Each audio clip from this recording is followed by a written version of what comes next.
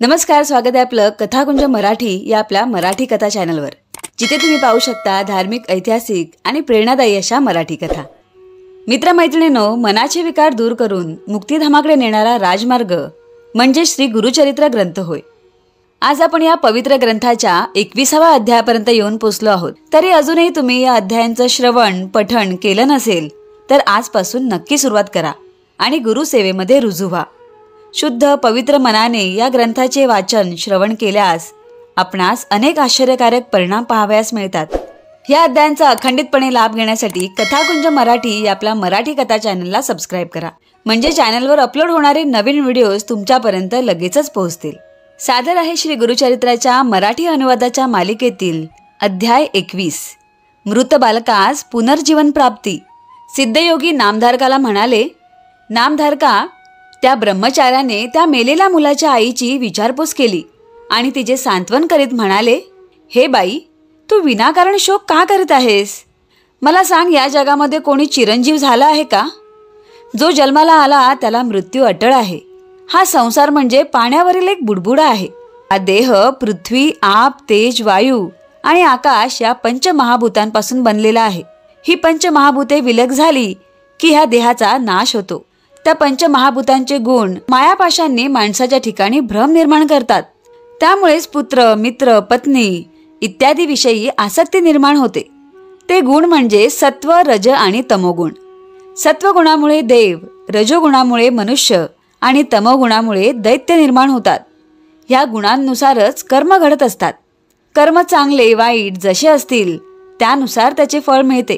या गुणांनुसार इंद्रियांच्या भोगाची वासना प्रबळ ठरते आणि सुखदुःख भोग पुढे येतात. पूर्वकर्मानुसार प्राणी जन्माला येतात आणि देह प्रारब्ध भोगतात. कल्पवर्ष आयुष्य असणाऱ्या देव ऋषींनाही अंत असतो. मग मनुष्याची काय कथा? देह अवस्था सतत बदलत असते. जन्म, बालपण, तारुण्य, वार्धक्य आणि शेवटी मृत्यू हे सर्व अटळ असते. मृत्यूनंतर जीवात्मा पुन्हा नवीन देह धारण करतो. हे जन्म मरणाचे चक्र सतत चालू असते. जे ज्ञानी असतात ते जन्म मृत्यूची सुखदुःख मानत नाहीत.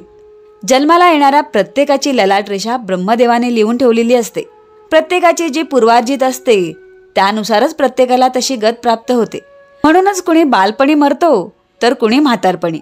स्वप्नामध्ये दिसलेले धन जसे खरे मानता येत नाही, त्याप्रमाणे देहाधिकांची खात्रीही करता येत नाही. आजपर्यंत तू कोणकोणत्या योनींमध्ये जन्म घेतला हे तुला सांगता येईल का? तू मनुष्य योनीमध्ये जन्म घेतला होतास असे मानले तर त्या प्रत्येक जन्मामध्ये तू कोणाची आई होतीस, कोणाची पत्नी होतीस, तुझे आई वडील कोण होते हे तुला सांगता येईल का? नाही ना? मग या पुत्राचा वियोग झाला म्हणून विनाकारण शोक का करतेस? हा देह पंचभौतिक आहे. हा देह चर्म, मांस, हाडे, मूत्र ह्यांचा एक नश्वर गठ्ठा आहे. कसला पुत्र आणि कसला मृत्यू?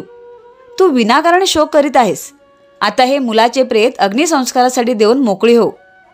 ब्रह्मचार्याने असे परोपरीने समजावले असता ती ब्राह्मण स्त्री म्हणाली, स्वामी, तुम्ही मला जो उपदेश केला तो मला पटतो, पण तरीही माझ्या मनाचे पूर्ण समाधान होत नाही. प्रारब्ध हेच जर अटळ असेल तर परमेश्वराची भक्ती कशासाठी करायची? परिसाच्या स्पर्शाने लोखंडाचे सोने नाही झाले असे कधी घडते का?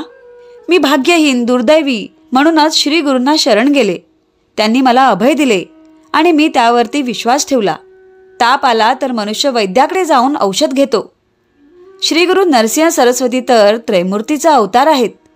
त्यांनी मला वर दिला, तो असत्य कसा ठरेल?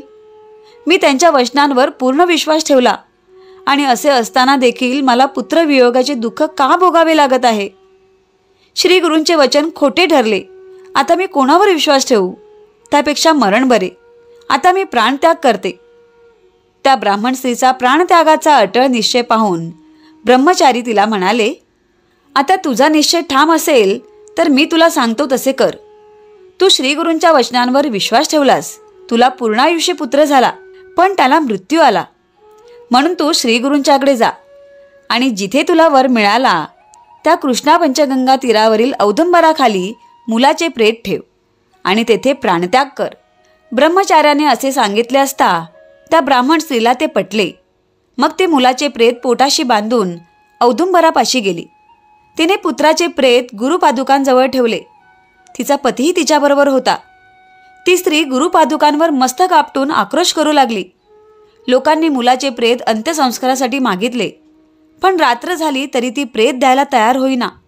आता या निर्जन स्थळी रात्री येथे थांबणे योग्य नाही. प्रेताला दुर्गंधी सुटली की बाई प्रेत आपल्याकडे द्यायला तयार होईल. आता आपण घरी जाऊ आणि उद्या सकाळी येऊ, असं म्हणून सर्व लोक आपापल्या घरी गेले. इकडे आक्रोश करणाऱ्या त्या स्त्रीला तिसऱ्या प्रहरी ग्लानी आली आणि त्या स्थितीमध्ये तिला झोप लागली. झोपेमध्ये असताना तिला एक स्वप्न पडले. स्वप्नामध्ये तिला एक जटाधारी योगी दिसले. त्यांनी सर्वांगाला भस्म लावले होते, व्याघ्रचर्म परिधान केले होते. त्यांच्या गळ्यामध्ये रुद्राक्षाच्या माळा होत्या, हातामध्ये त्रिशूळ होते. असे ते योगी औदुंबराजवळ आले आणि त्या शोकाकुल स्त्रीला म्हणाले, तू आम्हाला दोष देऊन विनाकारण शोक का बरं करत आहेस? तुझ्या मुलाला काय झाले आहे? मी आत्ताच त्याच्यावरती उपाय करतो. असं बोलत त्यांनी त्या मुलाच्या सर्वांगाला भस्म लावले. मुलाचे तोंड उघडून त्यामध्ये प्राणवायूचा संचार केला. आता तुझा पुत्र जिवंत होईल, असे तिला आश्वासन दिले. हे स्वप्न पाहत असतानाच अचानक तिला जाग आली. ध्यानी मनी आणि स्वप्नी असे मनाशी म्हणत ती आश्चर्यचकित झाली. मुलाच्या प्रेताकडे पाहून ती पुन्हा मोठ्याने रडू लागली. आपले दैवच खोटे, तिथे देवाला दोष देण्यात काय अर्थ आहे? श्री गुरूंना तरी दोष का बरे द्यायचा? असा विचार करी तिने मुलाच्या प्रेताकडे पाहिले, तर ते मूल हालचाल करीत आहे असे तिला दिसले. तिने प्रेताला हात लावला. तिला ते गरम लागले. त्या प्रेतामध्ये जीव आला आणि तो मुलगा उठून आपल्या आईला बिलगला. त्या बाईला ही भुताटकी तर नाही ना, असे क्षणभर वाटले, पण तसे काहीही नव्हते. तो मुलगा खरोखरच जिवंत झाला होता. त्या बाईने अत्यानंदाने त्या मुलाला छातीशी घट्ट धरले. तिला एकाएकी प्रेमपाना फुटला. ती मुलाला स्तनपान देऊ लागली. तिने आपल्या पतीला जागे केले. आपला मुलगा जिवंत झाल्याचे पाहून त्याला सुद्धा फार आनंद झाला. ही सर्व श्री नरसिंह सरस्वतींची अगाध लीला याची त्यांना खात्री पटली. मग त्या पती पत्नीने स्नान करून औदुंबराला प्रदक्षिणा घातल्या. श्री गुरूंचे अनेक परीने स्तवन करून क्षमायाचना केली. श्री गुरूंच्या पादुकांची यथासांग पूजा करून भक्तिभावाने श्री गुरूंचे स्तवन केले. त्याचवेळी गावातील ब्राह्मण मुलाच्या प्रेतावर अंत्यसंस्कार करण्यासाठी तेथे आले. मुलगा जिवंत झाल्याचे पाहून सर्वांना आश्चर्य वाटले. सर्वांनी श्रीगुरूंचा जय जयकार केला. मग त्या ब्राह्मण पती पत्नीने तेथे ब्राह्मण भोजन घालत मोठा आनंदोत्सव साजरा केला. ही कथा सांगून सिद्धयोगी नामधारकाला म्हणाले, नामधारका, औदुंबर क्षेत्र महिमा कसा आहे याची आणखी एक कथा मी तुला सांगतो. अशा अनेक कथा आहेत. औदुंबर स्थळी श्रीगुरूंचे कायमचे वास्तव्य असते. तेथे जाऊन श्रीगुरूंची सेवा केली तर सर्व इच्छा पूर्ण होतात. ह्याचा अनुभवही अनेकांनी घेतलेला आहे. श्रीगुरूंची चरणपूजा केली तर वंध्य स्त्रीला पुत्रसंतान लाभते. दरिद्री माणसाला लक्ष्मी प्राप्ती होते. रोगी माणसाला आरोग्य लाभते. कधीही अपमृत्यू येत नाही. श्रीगुरूंची भक्तिभावाने पूजा केली तर सर्व मनोकामना पूर्ण होतात. जो कुष्ठरोगी असेल त्याने श्रीगुरूंच्या चरणांची पूजा केली तर शरीर सुवर्ण होते आणि याविषयी शंका बाळगू नये. श्री गुरुचरण पादुकांची पूजा केली तर हृदयविकार, गंडमाळा, अपस्मार इत्यादी दोष नाहीसे होतात. मंदमती, बहिरा, मुका, पंगू, रक्तपितीग्रस्त यांनी जर औदुंबराची सेवा केली तर त्यांचे सुद्धा सर्व दोष दूर होतात. चतुर्विध पुरुषार्थांची प्राप्ती होते. श्री गुरूंचे वास्तव्य असलेला औदुंबर म्हणजे या कलियुगातील कल्पवृक्षच होय. नामधारका, श्री नरसिंह सरस्वतींचा महिमा किती सांगावा. सरस्वती गंगाधर म्हणतात, श्री गुरुचरित्र म्हणजे प्रत्यक्ष कामधेनूच आहे. त्याचे भक्तिभावाने श्रवण किंवा पठण केले तर सर्व इच्छा पूर्ण होतात. तर मित्रमैत्रिणींनो, अशा रीतीने श्री गुरुचरित्राच्या मराठी अनुवादाच्या मालिकेतील 21वा अध्याय येथे पूर्ण होत आहे.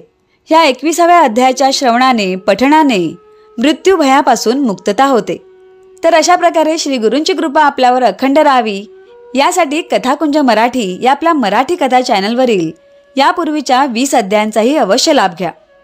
तसेच गुरुचरित्राचा महिमा सर्वत्र पोहोचवण्यासाठी हे व्हिडिओज इतरांबरोबर जास्तीत जास्त शेअर करा. पुन्हा भेटू श्री गुरुचरित्राच्या 22व्या अध्यायासह. श्री गुरुदेव दत्त.